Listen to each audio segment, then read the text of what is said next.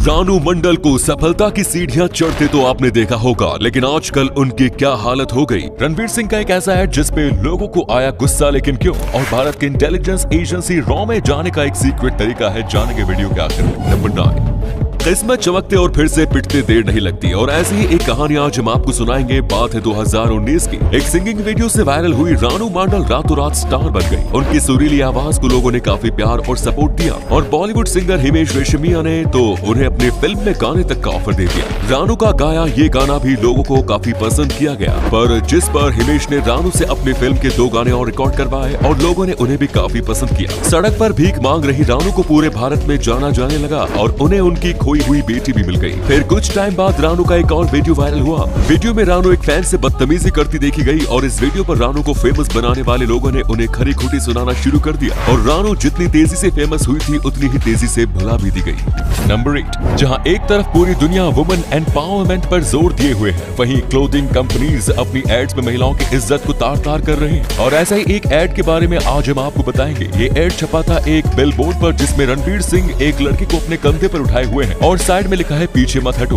अपने काम को अपने घर लेकर जाओ। ये एड था एक मेंस वियर ब्रांड का। बिलबोर्ड पर कई लोगों ने प्रतिक्रिया देते हुए लिखा कि महिलाओं के वर्क पैलेस पर हो रहे हरेसमेंट को ऐसी एड्स प्रमोट करने का काम करती हैं, जो देखा जाए तो काफी हद तक सच भी है। आपका इस एड के बारे में क्या कहना है, कमेंट्स में लिखकर बताएं। नंबर 7, प्ले स्टोर में कई ऐसी एप्स मौजूद हैं जो काफी शानदार है, पर उन एप्स के बारे में हम ज्यादा कुछ जानते नहीं है। और ऐसे ही एक ऐप का नाम है स्काई मैप। प्ले स्टोर पर अवेलेबल ये ऐप कुछ इस तरीके की दिखती है। ये ऐप डाउनलोड करके आप आसमान में मौजूद हर सितारे और प्लेनेट के बारे में जान सकते हैं। जैसे ही आप इस ऐप को खोलकर इसका कैमरा आसमान की ओर करेंगे तो ये ऐप आपको आसमान में मौजूद तारों के लोकेशन, उनका नाम बता देगी, जो कुछ इस तरीके से दिखाई देगा। साथ ही ये ऐप आपको ये भी बता देगी कि जिस चीज को आप तारा समझ रहे हैं, क्या वो असल में कोई तारा है या फिर आप किसी प्लेनेट को तारा समझ बैठे हो। है ना मजेदार। नंबर 6, आपने भी कभी ना कभी ये सुना होगा कि फ्लाइट्स के पायलट दाढ़ी नहीं रखते, पर आखिर क्यों? चलिए आज आपको बताते हैं। कमर्शियल पायलट्स को दाढ़ी रखने की कोई मनाही नहीं होती, पर जो पायलट फाइटर प्लेन्स ऑपरेट करते हैं उन्हें दाढ़ी रखने के लिए मना किया जाता है, क्योंकि कमर्शियल फ्लाइट्स में एयर प्रेशर कंट्रोल करने का फीचर मौजूद होता है। वहीं फाइटर जेट्स में ऐसा कुछ नहीं होता, इसीलिए फाइटर जेट्स के पायलट कुछ इस तरीके के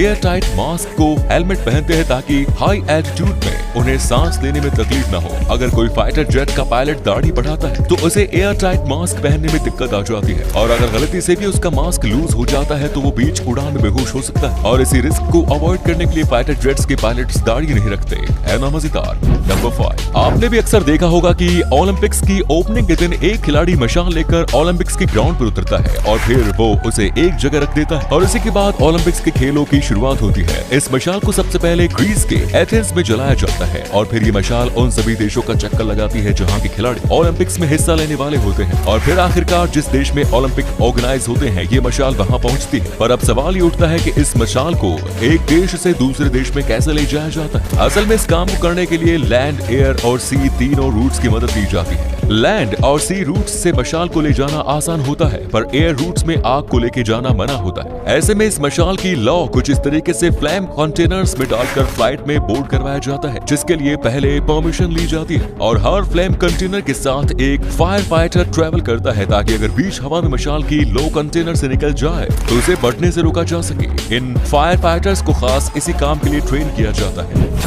डेंगू जैसी बीमारियों को रोकने के लिए दुनिया भर की सरकारें कई कड़े कदम उठा रही है, पर सिंगापुर ने डेंगू से निजात पाने के लिए जो किया वो सुन के आपके होश उड़ जाएंगे। सिंगापुर के वैज्ञानिकों ने लैब में ऐसे मच्छर तैयार किए हैं जो डेंगू को खत्म करेंगे। कैसे, चलिए आपको बताते हैं। लैब में तैयार किए गए इन मच्छरों का नाम है वोल्बाचिया इयाडीज।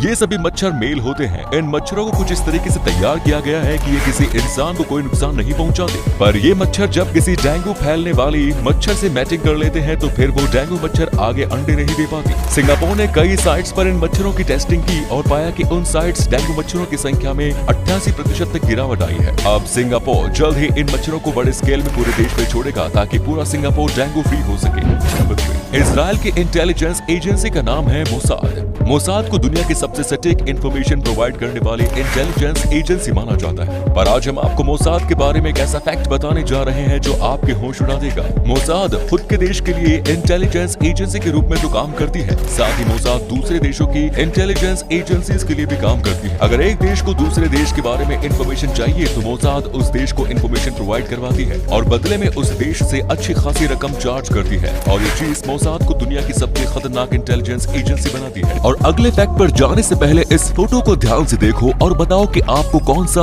हीरो दिख रहा है। इससे पता चलेगा कि आपकी आंखें और आपका दिमाग कितना तेज है। आपको मिलते हैं 3 सेकंड।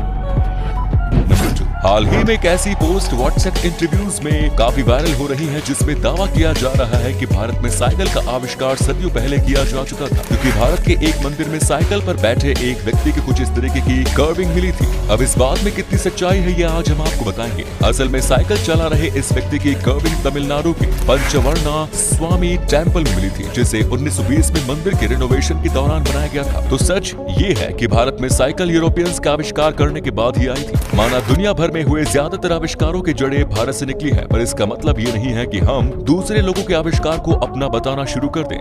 नंबर 1, यूपीएससी का इंटरव्यू क्रैक करने के बाद आपको कौन सी गवर्नमेंट जॉब्स में जाने का मौका मिलता है, ये तो आप सभी जानते ही होंगे। पर कुछ गवर्नमेंट जॉब्स ऐसी भी हैं जिनमें यूपीएससी के इंटरव्यू को क्रैक ना कर पाने वाले स्टूडेंट्स ज्वाइन कर सकते हैं। और ऐसे ही जॉब्स के बारे में आज हम आपको बताएंगे। यूपीएससी के इंटरव्यू में जाने वाले कई बच्चे ऐसे होते हैं जिनकी क्वालिटीज रॉ और इंटेलिजेंस ब्यूरो को काफी पसंद आ जाती है, पर वे बच्चे यूपीएससी के इंटरव्यू को क्रैक नहीं कर पाते। तो ऐसे केसेस में कई बार रॉ और आईबी उन बच्चों को डायरेक्टली इंटरव्यूज के लिए सिलेक्ट कर लेती है और फिर उनका छोटा सा इंटरव्यू करके उन्हें भारत से जासूसी के लिए दूसरे देशों में भेजा जाता है। पर यहाँ नोट करने वाली बात यह है कि ऐसा सिर्फ काफी रेयर केसेस में ही होता है।